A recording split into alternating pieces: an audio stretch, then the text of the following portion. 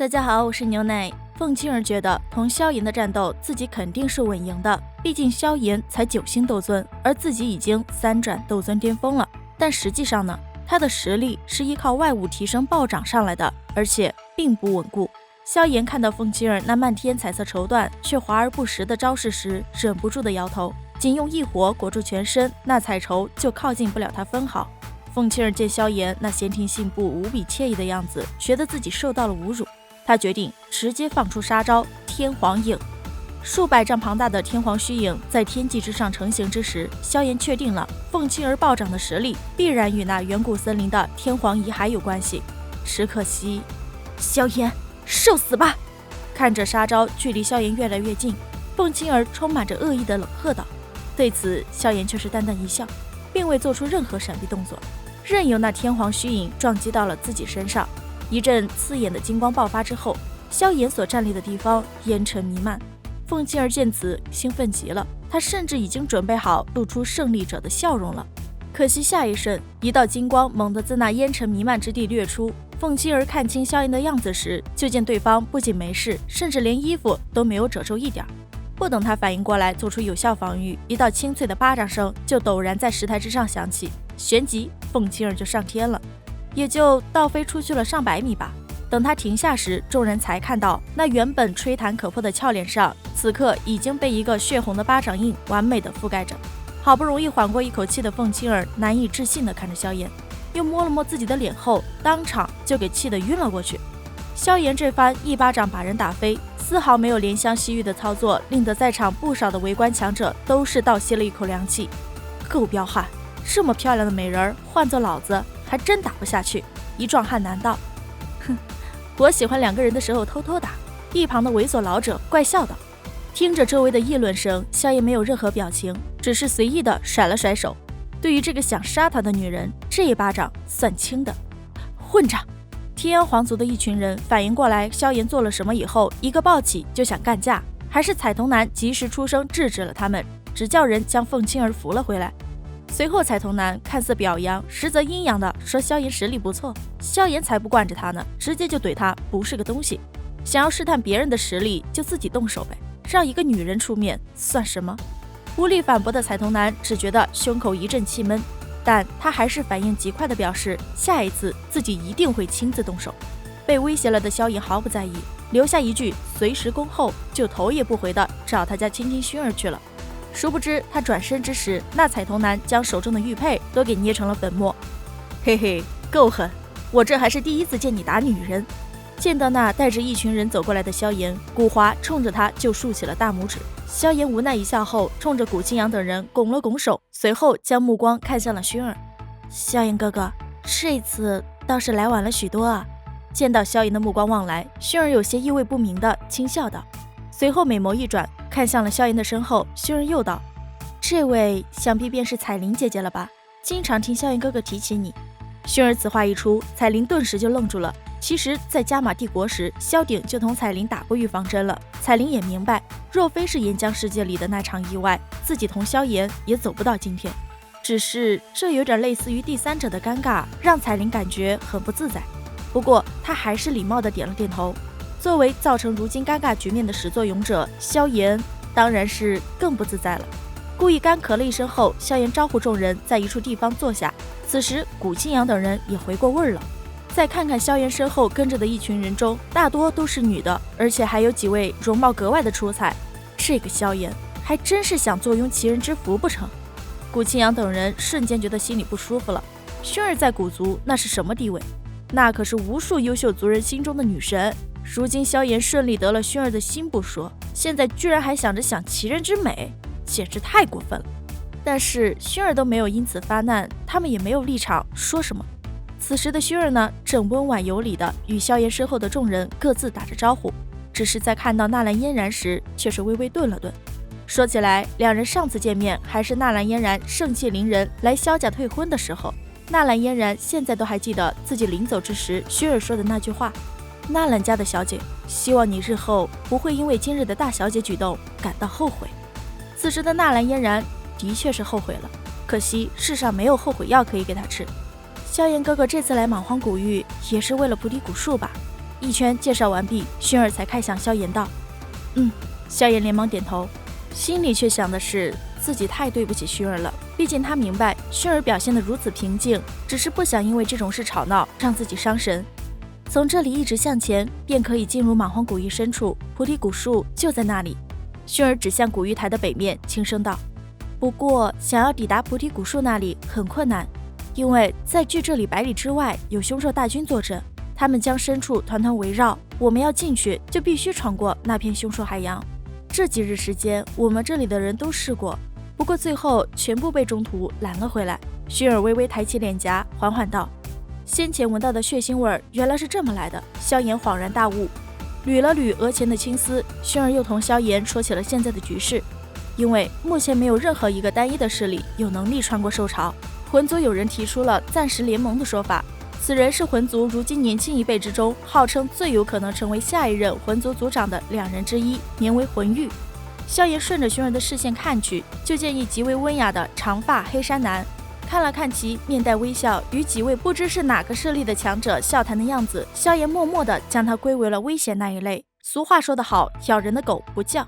那黑衫男似是察觉到了萧炎的目光，偏头就冲着萧炎善意一笑。萧炎眯了眯眼，没有理他，转过头就看向了薰儿道：“一个很危险的家伙。”的确危险。据我们得到的情报，魂族的内部竞争非常残酷，而且这魂玉自出生以来未曾一败。另外，他还拥有着魂族的神品血脉。薰儿有些凝重的道。缓缓的点了点头后，萧炎决定将魂玉从危险名单上划拉到必杀名单里，因为两者的立场不同，注定是敌人。先下手为强，后下手遭殃嘛。此次是否又要开始大举冲进兽潮？环顾了一下四周，萧炎道：“到时候我们的人便聚集在一起吧，人多一点，总归是要安全一些的。”点了点头后，薰儿道。闻言，萧炎想再说些什么，然而魂玉的轻喝声却是突然在广场之上响起。魂玉洋洋洒洒地说了很多，主要意思就是宣传他的理念，大家拧成一股绳，冲进兽潮，才有机会撕破防线，不然的话，菩提古树就别想了。魂玉说完后，广场上并没有人吭声，大家都有所防备和顾忌，还是彩瞳男第一个出声表示支持后，场中才嘈杂了起来。有了彩瞳男的带头，当下便有越来越多的人开始点头应是。这家伙也不是省油的灯。不着痕迹地瞥了彩瞳男一眼，萧炎吐槽道。古清扬闻言笑了笑，随后为萧炎科普道：彩瞳男名为九凤，是已经确定的下一任天妖皇族族长，他的那对彩瞳是修炼的功法所致，罕见且诡异。古清扬这边在为萧炎科普之时，魂玉已经做好了战前动员了，随后便迫不及待地宣布，此时正值晌午，乃是凶兽最懒惰之时，既然大家没有意见的话，那我们现在便动身。之后魂玉一声大笑，身形就率先对着北方天际飞掠而去。薰儿等人见状也准备跟上，只是出发之前，薰儿叮嘱萧炎他们，待会儿闯兽潮的时候都小心一些，毕竟这里的人即便都汇聚起来，能够成功闯过的也不足1/10。那魂玉与九凤其实很清楚这一点的，搞什么联盟，只不过是想要借助这些人的力量，尽可能的深入兽潮罢了。等时机到了，他们就会凭借各自的力量趁势突破，而其余的人大多都会成为凶兽的口粮。这便是莽荒古域的兽潮吗？果然是可怕。在看到那一眼看不到尽头的兽潮之时，萧炎忍不住的倒吸了一口凉气。可魂玉却在此时跳出来表示，作为领头人，自己愿意以身作则，充当先锋，条件是自己的人一旦力竭，他们就得为其提供庇护。在场的不少人都觉得有人主动揽下最危险的工作是一件好事，但还是有些头脑清醒的人同萧炎一样，明白魂殿之人绝不可能如此大公无私。队伍以箭矢般的阵型扎进兽潮以后，几乎没费太大力气就向前推进了将近1000丈距离。薰儿却是在随手甩出一道劈链，将两头对着他们冲过来的凶兽震死之后，面色凝重地提醒萧炎他们多加小心，因为再往里面一点就会出现斗尊级别的凶兽，一旦被缠住陷入兽潮，将必死无疑。萧炎听到这话，点头之余，目光瞥向了队伍的最前方，看着魂玉等人似乎很卖力的在打凶兽的样子，萧炎一下子就明白了魂玉的真正意图。果不其然，当队伍推进到薰儿所说的位置时，一直顶在最前方的魂玉等人突然消失了踪迹。此时前方的凶兽已经凶残到众多强者联手攻击都不能迅速的将他们击杀了。更悲惨的是，左右后方的凶兽也都红着眼，疯狂地对着队伍冲击着。随着队伍的慢慢停滞，人群中终于开始出现伤亡，周围传来越来越多的凄厉惨叫声，刺激着在场的每一个人的神经。巨大的压力之下，众人急忙推动着整个队伍前进，一群群被后面推出来的强者退无可退，只能是拼命地爆发攻势，直至精疲力尽之后被凶兽当糖豆给嚼了。而当这些人被凶兽啃死之后，那队伍的最前方再次有着一群人被队伍的推进强行顶出来，如此循环往复。大部分人为了活命都在拼命地向前冲，只有极少数人保持着理智，控制着自己的小团队，不至于被人流的推动挤到最前方。萧炎就是其中之一。随着队伍的急速缩水，其中一些达到6星甚至是7星的斗尊强者也开始陨落了。萧炎这才勉强在混战里看到了位于队伍最后方的魂玉一行人。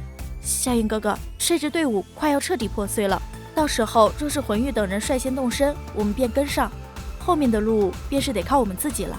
萧炎目光扫动间，薰儿的声音突然传进他的耳中。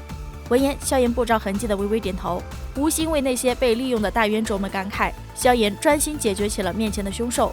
魂玉并没有让他们等多久，当一头浑身黝黑、实力极强的凶兽突然出现时，魂玉等人一个闪身便飞快越过人群，闪过巨兽，潇洒离去了。萧炎见状一声冷哼，也是飞快地领着众人跟上，而萧炎他们身后又是有着好几拨人同时飞掠而起。伴随着这些中坚力量的掠走，余下的上百人结局已然注定。没等萧炎他们离开太远，那些个凶兽就结束了战斗。萧炎听到后方传来那略微有些熟悉的兽吼声时，立马闪身到队伍的最前方，沉声道：“各位都小心一些，保持先前的阵型。青阳兄，你我一起在前开路。”古青阳也明白，一旦那些凶兽的注意力从后面那些家伙身上收回，他们的压力将成倍增长，几乎没有犹豫的就闪身到了萧炎的身边。萧炎召唤出异火，就凝出一道100丈庞大的火龙，火龙负责在前方开路，翻海印负责在中期巩固。位于后方的薰儿、彩铃、云云、小医仙等人则负责周围试图靠近的凶兽。不过眨眼间，萧炎他们便冲出了数百丈的距离。虽说施展斗气异火攻击消耗是有些大，但萧炎丹药多呀。可越到后面的凶兽越难缠，随着时间的推移，萧炎他们的推进速度变得越来越慢。杀不完的凶兽，未知的路程让众人的心头都是一片沉重。直到萧炎闪电出手帮古青阳解决掉一头准备偷袭的凶兽之后，薰儿突然出声道：“魂玉他们不见了，他们闯过去了。”古青阳精神一振道：“终于要到尽头了，快加速！”萧炎兴奋一笑道：“眼前的希望让众人原本有些迟缓的下手再度变得凶悍，接连震退好几头实力几乎达到9星斗尊的凶兽。众人一鼓作气，又是一记联合攻击，狠狠地轰在前方一头足有100丈庞大的凶兽身上。快速地越过它，萧炎条件反射般的已经准备好了攻击下一头凶兽了。然而没有。抬头一看，周围空空荡荡的，回过身来，10几丈开外的地方，无数的凶兽正瞪着猩红的巨眼对着他们疯狂地咆哮着。但不知道为何，他们却是怎么样都不敢冲过来。萧炎见此情况，原本松了一口气的心顿时又提了起来，因为这意味着他们的身后是更加凶残的存在。可身后有的是菩提古树啊！望向深处那棵树荫极其庞大的古树，萧炎的心脏跳动的剧烈。魂族的人恐怕已经过去了，我们也快点。强迫自己冷静下来后，萧炎沉声道，随后顾不得休整，便率先对着那远处的菩提古树掠去。薰儿等人见状急忙跟上，他们身后紧跟出来的天妖皇族一行人自然是更按捺不住。萧炎等人速度极快，数千丈的距离不过短短几分钟就到了。然而萧炎等人抵达菩提古树100丈之外时，却发现魂族的人竟然老老实实的在这里等他们。有古怪，都小心一些，萧炎低声叮嘱道，随后在魂玉等人身后不远处缓缓落下身来。菩提古树的清气令得在场的众人都觉一阵心旷神怡，但很多事情大家心里也都门清。不多时，天妖皇族以及其他几支队伍也都迅速赶到了。九凤带着众人缓步上前，就笑道：“几位，好不容易到了这里，怎么反而停了下来？”萧炎闻言没搭理他，前方的魂玉却是转身笑着道：“既然大家的目标都是菩提古树，那自然是要等着一起的。”此话一出，在场的所有人都笑了。毕竟信魂玉鬼话的人，先前都进了凶兽肚子了。对于众人那皮笑肉不笑的反应，魂玉并不在意，脸上依旧挂着笑容。随后指着后方的菩提古树道：“这便是我们的目标。不过，我们虽然突破了兽巢，但是真正难对付的还是这菩提古树。”众人一听这开头就明白，肯定还有后续。虽然不知道魂玉的目的到底是什么，说的话到底几分真假，但不妨碍他们多了解一点信息。据魂玉所说，魂族曾有一位先祖疑似陨落在菩提古树手中，而那位先祖的实力是半圣。萧炎他们听到这消息时，心里都是直犯嘀咕。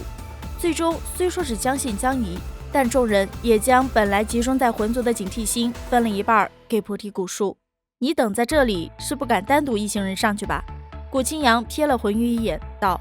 被戳破心思的魂玉笑了笑，没有否认，随后身形一转，便是对着那巨大菩提古树缓缓行去。萧炎的目光在魂玉的背影以及远处的菩提古树上扫了扫，最终轻声说了一句小心一些，就抬脚跟了上去。九凤以及其他的几支队伍也没有过多迟疑，毕竟不管这魂玉所说是真是假，他们费尽心思走到这里，就不可能如此轻易的放弃。眼看着萧炎他们距离菩提古树越来越近，青灵突然低声告诉萧炎，这菩提古树有问题，因为他看到那些生机勃勃的氢气之中隐藏着有些许阴冷的灰气，而那些灰气拥有着很多类似人类的负面情绪。萧炎相信青灵的眼力，不只是因为他拥有着碧石三花瞳，还因为他隐隐间觉得很不安，而越靠近菩提古树，心中的那股不安就越清晰。就在萧炎心中警惕之意大升时，走在最前方的魂玉等人停下了。此时的他们已经在菩提古树的树荫之下了。抬头，萧炎就看见位于巨大树体之中的那一团明亮光华，是菩提心。在场的所有人神情都是难掩的激动，然而下一秒，他们都冷静了不少。5道身影缓缓自菩提古树的枝干裂缝中走出时，这片天地的空间顿时剧烈波荡了起来，竟然全部是半圣强者。萧炎他们只觉头皮一阵发麻。虽然萧炎很快就发现他们只是傀儡，但菩提古树竟然有能力将这些半圣强者变成傀儡，意味着什么不言而喻。此时场中的所有人心头都是一阵发寒，其中魂玉等人的脸色尤为难看，因为他们发现5具傀儡中那道身形干瘦身着黑袍的半圣强者就是他们族中所记载的那位半圣先祖。现在怎么办？古青阳面色凝重的道。萧炎此时也皱紧了眉头，但他并没有犹豫太久。千难万险都闯过来了，菩提心就在眼前。薰儿与古青阳分别是8转和6转的斗尊巅峰强者，再加上战力足以匹敌6转甚至7转的他，以及彩铃、小医仙、云韵、青灵、古华、古行等人，倒是足以跟一名半圣强者拼上一拼。但这里的半圣强者足足有5位，只凭借自己这一方实力肯定是不行的。于是萧炎偏过头看向了不远处的众人道：各位，现在可有打算放弃退走的？看这模样，似乎只要不再度前进，这些半圣傀儡并不会出手。也就是说，现在退的话还有机会。现在这种距离成功只差临门一脚的情况，有魄力选择放弃的人几乎没有。既然没人退走，那么便只有硬拼一途了。我们这里还剩7支队伍，我们一行人会拦住1名半圣强者，其余的4位则由你们分配，如何？萧炎目光转向剩余的4支队伍，那4支队伍互相看了看，又朝着菩提心的位置看了看，最终还是无法说服自己放弃。就这样，意见达成一致的众人率先朝着傀儡们发起了攻击。萧炎先手一记岩浆柱，就狠狠地撞击在一具傀儡的身上。可惜那半圣傀儡仅仅是身体颤了颤，要知道那可是足以将一名寻常9星斗尊强者震得吐血而退的岩浆柱啊！傀儡受了萧炎一击后，一个闪身就是一掌朝着萧炎的脑袋拍去。而此时萧炎的后方10几道极度雄浑的斗气劈链突然呼啸而来，如此多的人联手一击，即便是达到9转斗尊巅峰的强者都是不敢应接的。那半圣傀儡受到这一击却是并未有任何损伤，仅仅只是被轰碎了那一拳的攻势而已。此时魂玉他们那边也已经同他们那不知名的先祖打了起来。魂玉一边进攻一边不忘保持自己的人设道：这位先祖，你的痛苦就由我们来帮你解除吧。众人与半圣的战斗十分的惨烈，不多时就开始出现死伤。萧炎是知道傀儡的弱点的，一番苦战之后，终于是给他找到偷袭的机会。趁着古青阳在前方吸引注意力，就是一声厉喝，打他的脑袋。随后立马变身金光巨人，一击8级崩就朝着傀儡的脑袋锤去。萧炎成功了，那蕴含着恐怖力量的拳头直接将半圣傀儡的脑袋震出些许裂缝。不过诡异的是，并没有鲜血流出，想来是这些傀儡经过无数年的风吹雨打，体内早已成干尸化了。萧炎成功的代价是其肩膀处的明显凹陷，在金刚琉璃身、远古虫皇衣以及龙皇骨甲多层 buff 的叠加下，萧炎这才没有被一拳轰的重伤吐血倒飞。继续攻击他的脑袋，解决掉他。缓了一口气后，萧炎沉声道：“这一次，众人跟上了他的脚步，同时出手。一时间，薰儿与古青阳手印飞速变换，旋即2只巨大的能量手指突然破空而下，最后闪电般的狠狠按向那名斗圣傀儡的脑袋，大计灭指。而在继薰儿与古青阳之后，之前因为战斗而受了重伤的古华、古行2人也是惨白着脸色施展出这威力极强的天机斗技。2根略显暗淡的能量手指紧接着浮现。彩铃、小医仙、云云等人的攻击也几乎是在同一时刻全部的落在了那半圣傀儡的脑袋之上。面对如此猛烈的进攻，半圣傀儡那原本就被萧炎轰出一道道裂缝的脑袋，顿时就如同掉地的西瓜一般，砰的一声就炸开了。伴随着肉块与骨骼的爆出，半圣傀儡刚刚举起的手掌陡然僵硬，旋即一种奇异的波动从那断颈之处弥漫而出，最后化为虚无，消散而去。而伴随着这股能量波动的消散，那半圣傀儡的身体也以一种肉眼可见的速度老化，最终化为一滩粉末飘洒而去。萧炎见此情况，长长的出了一口气，随后便化为了原本大小。抹去额头上的冷汗，萧炎忍不住的吐槽道：“这东西太难搞了。”之后便是屈指一弹，将纳戒里的丹药发给了众人：“都先休整一下，我来护法。”萧炎沉声道。众人闻言都是吞下丹药，然后迅速盘腿而坐，抓紧时间进入修炼状态。因为他们明白，在这种充满着危机的地方，必须让得体内的斗气随时都保持充盈状态，方才能够让得自己的小命得到保证。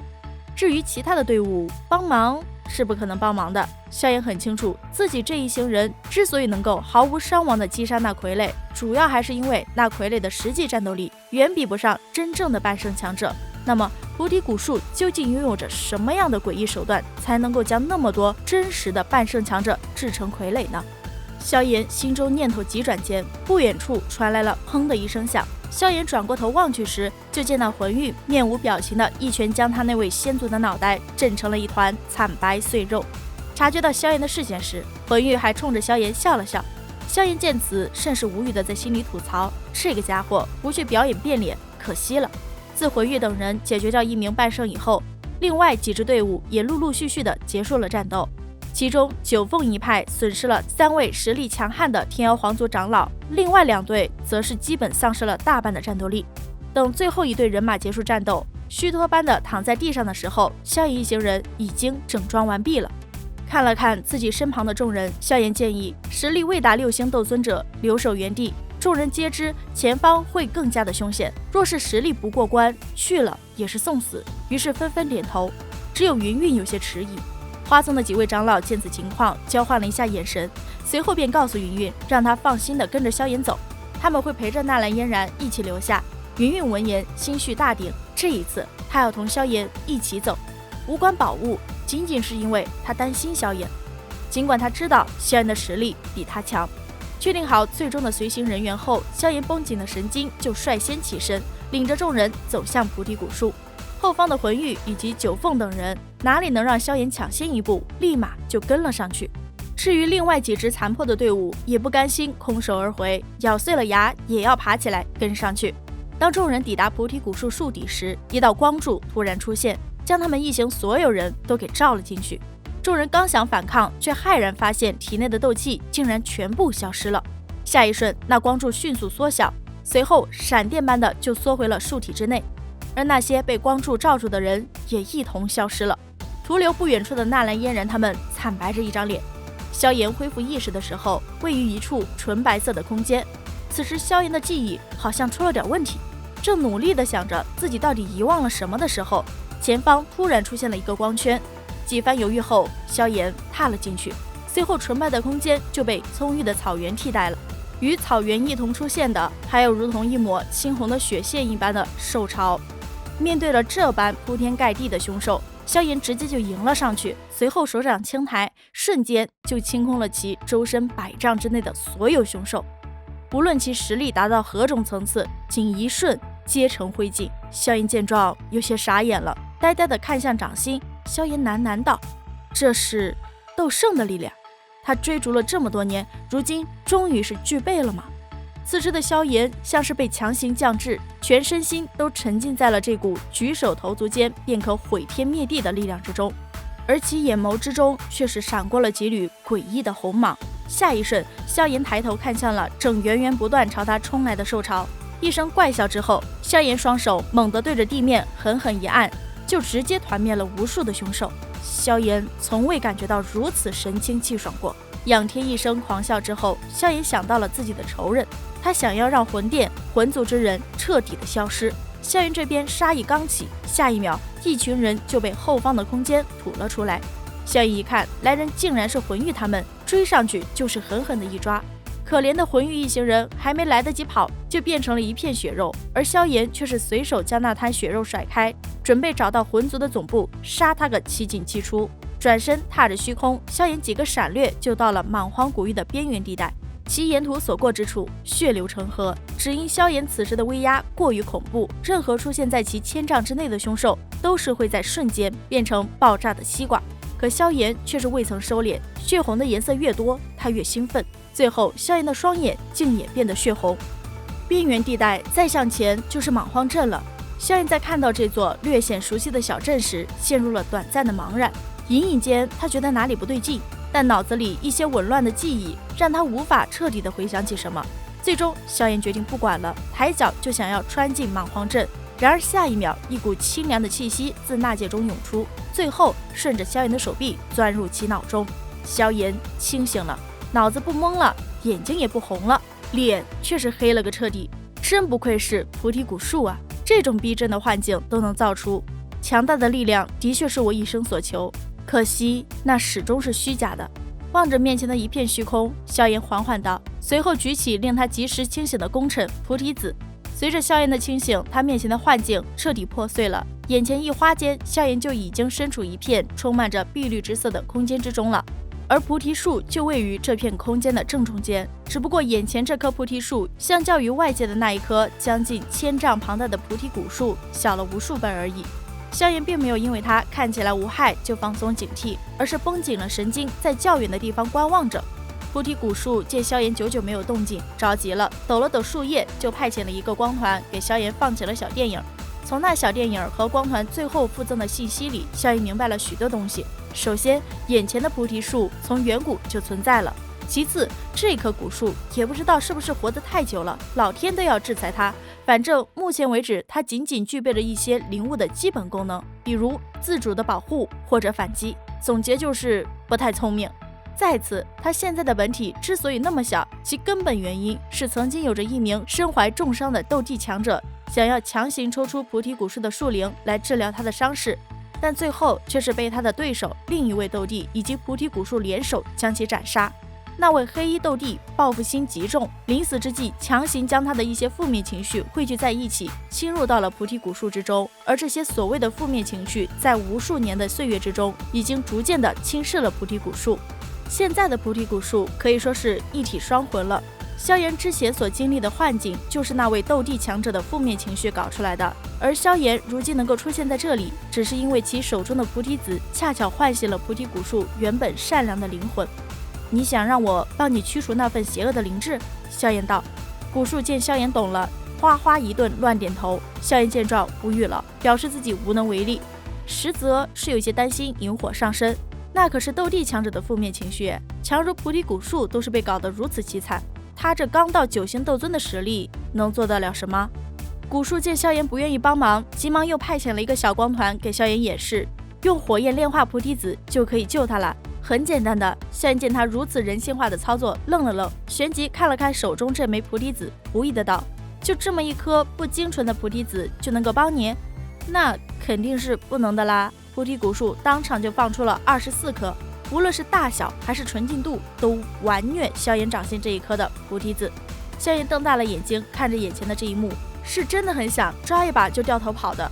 可想了想菩提树之前放出的小光幕里薰儿他们还深陷幻境的样子，决定老老实实的当工具人。然而工具人可不是那么好当的，光是一枚菩提子炼化成液体就耗费了萧炎1个小时的时间，萧炎还得再花费半个小时将液体提纯成为一缕带着些许翠绿的氢气，才能为菩提古树所用。萧炎刚炼完一枚菩提子就一屁股坐地上了，不行，得休息一下了。萧炎抹了一把冷汗，对着菩提树摆了摆手道：古树见萧炎罢工，那叫一个急呀，伸出2根树枝就将萧炎拎了起来，之后放出一个翠绿色的古老蒲团，就把萧炎放了上去，期间不忘帮萧炎摆正姿势。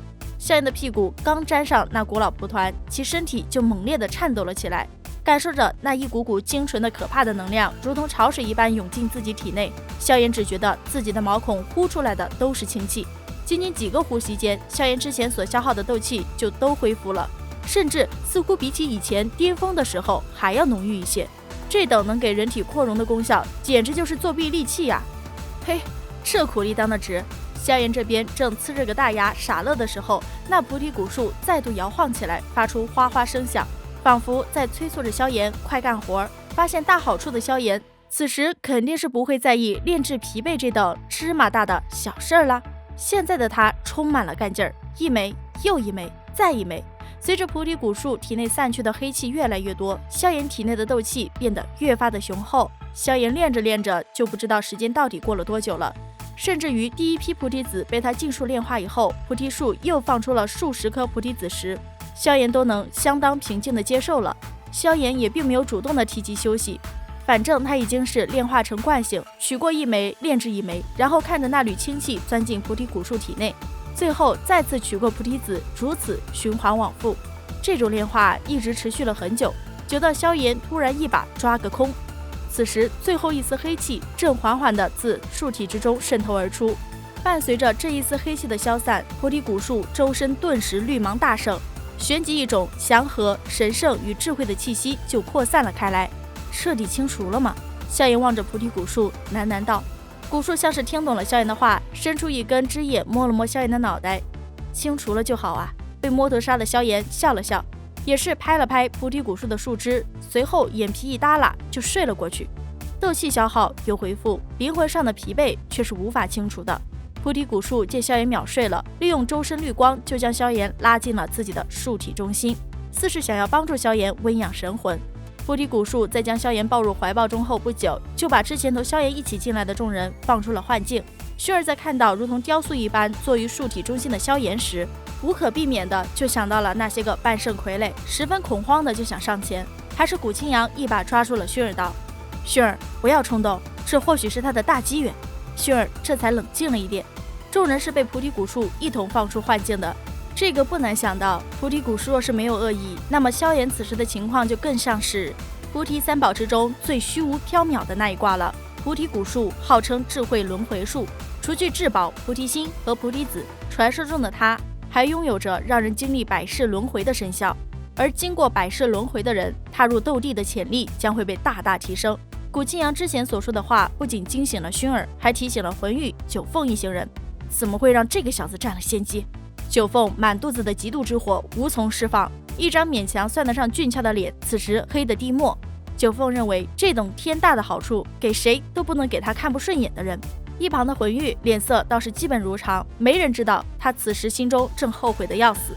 若不是担心古族的强者也会插手，被别人渔翁得利，早在突破兽巢时，自己就已经捏碎了空间玉简，召唤族中强者将萧炎就地斩杀了。这等天大的好处，哪里还轮得到萧炎？然而此时的他再后悔也已经晚了。这里的空间自成世界，就算把那空间玉简捏成粉末了，也召唤不了族中强者。既然这样的话，魂玉目光微闪，随后突然间看向九凤，确认过眼神都是想搞死萧炎的人。下一瞬，两道身影以迅雷不及掩耳之势出现在菩提古树之下，然后各自运转全身斗气，一掌便是狠狠地对着那树体之中盘坐的萧炎拍了过去。魂玉，你们敢！就在两人身形爆射而出时，薰儿等人也是迅速察觉，众女齐齐飞身，对着浑玉以及九凤爆射而去。然而他们的攻击始终是要慢上一点的。浑玉与那九凤拼着硬扛他们一击，也要打断萧炎的百世轮回路。凶悍的掌风狠狠地拍在那菩提古树身上之时，浑玉与九凤都得意地笑了。可惜嘴角的弧度还没来得及咧到位，他们就被菩提古树释放的劲气弹飞了出去。那股劲力无视防御，肆意地冲击着两人的身体。浑玉二人在空中飞翔之时，场中的所有人都愣住了，随后动作整齐划一地望向了那不显山不漏水的菩提古树。这东西果然不是省油的灯。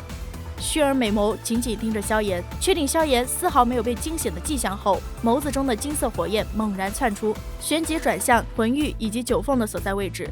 薰儿火气十足的样子吓坏了魂族以及天妖皇族的强者，他们连忙聚集在了刚刚从地上爬起来的魂玉以及九凤身后，场中氛围一下子变得剑拔弩张。不要冲动！古清扬一只手拦住薰儿，目光却是不善地望着魂玉等人。现在不是动手的时机，薰儿知道的。且不说他们同时对上魂族与天妖皇族，胜负尚且两说，万一双方血拼引发的波动太大，惊醒了萧炎，那可就得不偿失了。捏紧了拳头，薰儿闭上眼眸，缓缓点头。魂玉与九凤见状，抹去嘴角血迹，看向萧炎的眼神却是更加的阴冷了。那小子指定是不知道什么时候猜到狗屎了。魂玉与九凤虽然心里恨得要死，但却是不敢再动手了，因为菩提古树明显在护着萧炎。而先前的那股反击力量，使得魂玉与九凤心里有一种清晰的认知，那就是别说他们俩了，就算把这里所有人都加起来，都不可能撼动那菩提古树的一枝一叶。算了算了，惹不起难道还躲不起吗？魂玉他们转而研究起了离开这里的方法，然而出不去了，他们被困住了，而这一困就是1个多月。直到终于是有人彻底急眼了，准备孤注一掷与菩提古树拼一把的时候，萧炎苏醒了。薰儿见到萧炎醒来，满心的欢喜，魂玉他们则是汗毛倒立。萧炎收敛自身气息，从古树走出来之时，薰儿快步上前注视着萧炎道：“萧炎哥哥，没事吧？”“没事。”摸了摸薰儿的头，萧炎淡笑道，随后转身看向菩提古树，萧炎拱手笑道：“多谢了。”“不谢不谢。”古树哗哗就是一顿猛摇头。众人看了看那1个多月以来都是没有半点动静的菩提古树，陷入了短暂的沉默。“你的气息似乎有些看不透啊，莫非是突破到半圣了？”古清扬凑上前来，低声道：“哪有那般容易？”闻言，萧炎摇了摇头道：“也就平平无奇的晋升到了9转斗尊巅峰而已。”萧炎的灵魂在古树之内已过100年，以100年的时间锤炼斗气，反复凝练，这才让体内斗气完成9转，抵达真正的斗尊巅峰。这种速度在萧炎看来算不上快。古清扬见萧炎摇头，愣了愣，旋即无奈一笑。魂玉此时却是已经笑不出来了，因为萧炎苏醒的那一刻，他就已经在其身上感受到了一种真正的危险，而这种危险感同辈之中，他只在魂族之内的那位疯子身上感受到过。嗡嗡，在众人心中因为萧炎的变化而心绪翻滚时，菩提古树之内突然迸发出一片片翠绿光霞。魂玉等人见此情况，连忙后退，生怕一个不小心就小命不保。然而菩提古树这是在送崽崽，足足20多枚菩提子啊！众人红着眼就冲上去一顿抢。一群人正大打出手时，萧炎却是一笑，随后招了招手，那些个菩提子就自动规避周身的咸猪手，几个闪烁间就全部汇聚在了萧炎的掌心之上。多谢菩提兄馈赠。萧炎偏头对着菩提古树大笑了一声，然后屈指一弹，手中的菩提子便是掠过几颗，依次悬浮在薰儿、彩铃、古清扬等人面前。